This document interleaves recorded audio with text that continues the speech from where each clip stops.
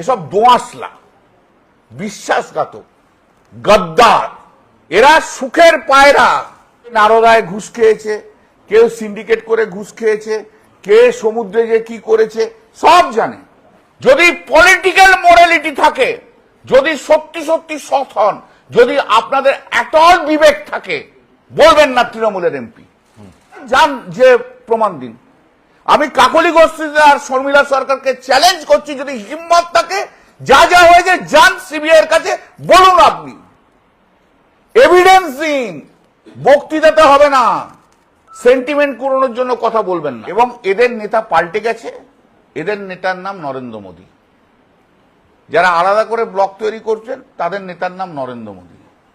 ভূপেন্দ্র যাদবের বাড়িতে যে শুভেন্দু অধিকারীর সঙ্গে বসে তারা প্রমাণ করে দিয়েছেন তারা হচ্ছেন বিজেপি।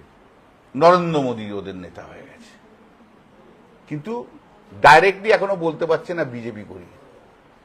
মানুষ কিন্তু বোকা নয়, মানুষ সব জানে। 21 যা হচ্ছে আছে, যে যাবে সে চলে যাবে।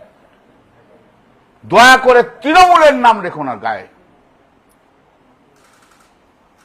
যারা মমতাদিকে এত ক্রিটিসাইজ করে, যারা অভিষেককে ক্রিটিসাইজ করে, যারা পার্টিকে ক্রিটিসাইজ করে, আপনাদের হাত জোর করে বলছি, আপনারা তৃণমূল নামটা লিখবেন না প্লিজ। যাও যাও যাও প্লিজ, টাটা। সব জানে, কারণ বিজেপি কলঙ্কিত লোকেদের নেবে না, জেনে রাখুন। তাই জন্য বিজেপি পাচ্ছে না।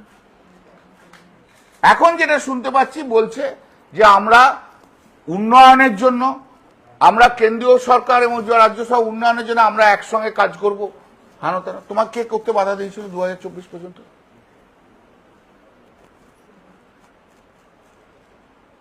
তোমরা যখন, এরা যখন স্পিচ দিয়েছে,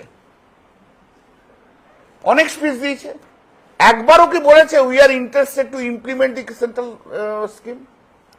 বলেছে? ওরা কি একবারও কেন্দ্রীয় সরকারের কোন প্রকল্প ওরা প্রশংসা করেছে? যদি বলে না পার্টিতে থেকে ওটা করা যায় না, তাহলে আজকেও পার্টি থেকে ওটা করা যায় না। যদি বলে পার্টিতে থেকে এটা করা যায় না, তাহলে আজকেও করা যায় না। পার্টি ছেড়ে দাও, দিয়ে করো, রিজাইন করো, জিতে এসো, বিজেপির টিকিটে বা ওর টিকিটে করো না ভাই, যা ইচ্ছা আমাদের সম্বন্ধে বলো। এসব দোঁয়াশলা, বিশ্বাসঘাতক, গদ্দার। এরা সুখের পায়রা। কাকলি ঘোষ দস্তিদার ছাড়া আর সবাই 2011 পর দলে এসছে। এরা অন্য কেউ কোনো লড়াই করেনি। আর থিমস্টাররা হচ্ছে ভিনদেশি সব তারা। এদের ধারণা হচ্ছে যে যেহেতু পাবলিক আমাদের দিকে দৌড়ে দৌড়ে আসে, অর্থাৎ পার্লামেন্টেও সবাই আমাদের পিছনে পিছন থেকে দৌড়ে আসবে।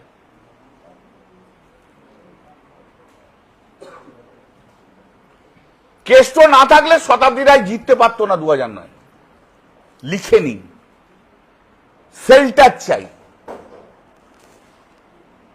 এই যে যারা গেছে তাদেরকে জিজ্ঞেস করুন তো, যে আপনার কনস্টিটিউয়েন্সিতে এত ছেলে অ্যারেস্ট হয়েছে, তাদের পাশে দাঁড়িয়েছেন কিনা?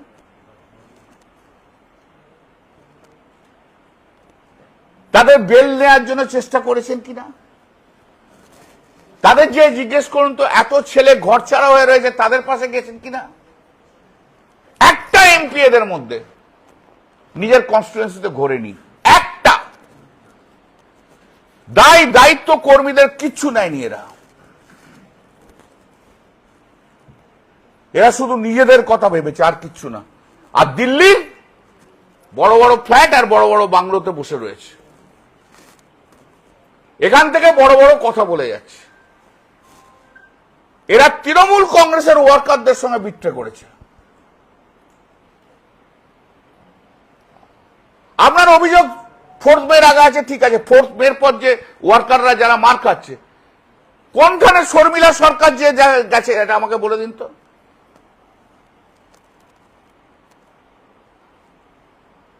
আরজি কর ইস্যু নিয়ে বলছেন দুই ডাক্তার কাকলি ঘোষ আর শর্মিলা সরকার, আপনারা কবে রাস্তায় নেমেছিলেন এই আরজি করের জন্য বলে দিন। আরজি করের জন্য আমি মিছিলে হেঁটেছিলাম।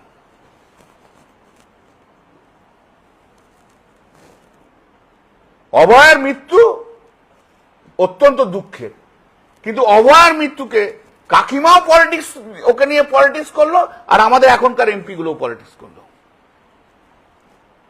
আরজি করের সময় শর্মিলা সরকার আমাকে ফোন করেছিল, দাদা একটু এটা নিয়ে একটু ভাবনা চিন্তা করলে হয় না? আমরা এসো না, তুমি যাও দিদির সঙ্গে কথা বলো। না আমি আরজি করের স্টুডেন্ট। আমরা ভেরি গুড, তুমি যদি রিজলভ করতে পারো করো, এসো দিদির সঙ্গে কথা বলো। না না বাবা দিদির সঙ্গে কথা বলবো না, না না বাবা দিদির সঙ্গে কথা বলবো না। তাহলে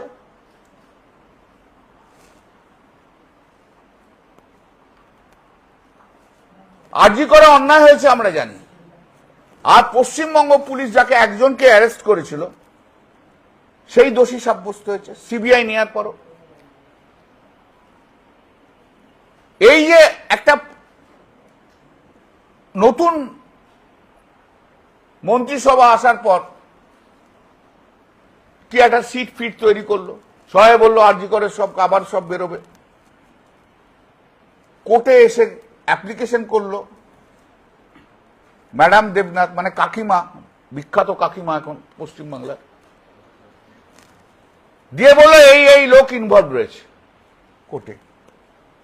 তার হিয়ারিং হলো, সিবিআই এসে কি বললো যে আমাদের কাছে কোনো এভিডেন্স নেই যে এই লোকগুলো ইনভলভ রয়েছে। কে সমালোচনা করছে সিবিআই? সিবিআই সমালোচনা করছে কাকিমা আর কাকু। ভাই যদি কেউ করে থাকে, আপনি যদি জানেন যে এই লোকটা করেছে, নিজের টিআরপি বাড়ানোর জন্য নয়, যান যে প্রমাণ দিন। আমি কাকলি ঘোষ আর শর্মিলা সরকারকে চ্যালেঞ্জ করছি, যদি হিম্মত থাকে যা যা হয়েছে যান সিবিআই এর কাছে বলুন, আপনি এভিডেন্স দিন। বক্তৃতাতে হবে না, সেন্টিমেন্ট কুড়ানোর জন্য কথা বলবেন না। You have failed to discharge your duties as a doctor. তুমি রাস্তাতেও আসনি, তাদের পাশে দাঁড়াওনি,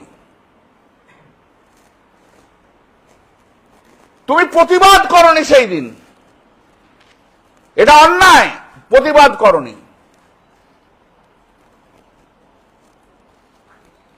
আমি প্রতিবাদ করেছি বলে মিছিলে হেঁটেছি।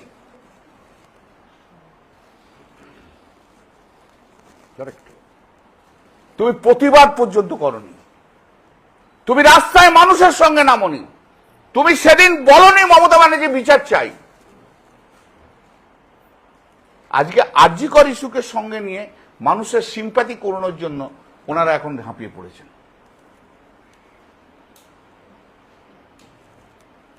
সবই আফটার থট। এবং বিজেপি পর্যন্ত সেদিনকে অভয়ের পাশে দাঁড়ায়নি। সেদিনকে যারা এসেছিল অভয়ের মা বাবা অমিত শাহের সঙ্গে দেখা করতে, অমিত শাহ দেখা করেননি। নরেন্দ্র মোদী দেখা করেননি। তাদের পাশে দাঁড়ায়নি। 2026-এ হয়তো অভয়ের মাকে ক্যান্ডিডেট করে জিততে পারে, কিন্তু সেই দিন দাঁড়ায়নি। প্রশ্নটা হচ্ছে সেই দিনের কথা, প্রশ্নটা আজকের কথা নয়। আজকে সেই ঘটনা নিয়ে অনেকে অনেক কিছু বলতে পারে। কাকলি ঘোষ নিজে চিঠি দিয়ে বলেছিল আমি পার্টির সব পোস্ট থেকে রিজাইন করছি। পার্টির দেওয়া পোস্ট তো চিফ হুইপ, সেটাও তো তাহলে রিজাইন করা। চিফ হুইপ অ্যাপয়েন্ট করে পার্টি, পার্লামেন্টারি পোস্ট নয়।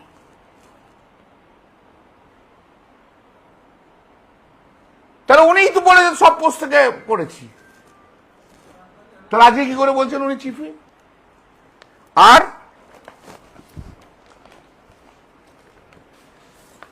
20 মে 2026 চেয়ারপারসন মমতা ব্যানার্জি মাননীয় স্পিকারকে জানিয়ে দিয়েছেন যে Kalyan Banerjee is appointed as chief whip এবং সেই চিঠি রিসিভড 22nd. হ্যাঁ 29th. 29 May 2026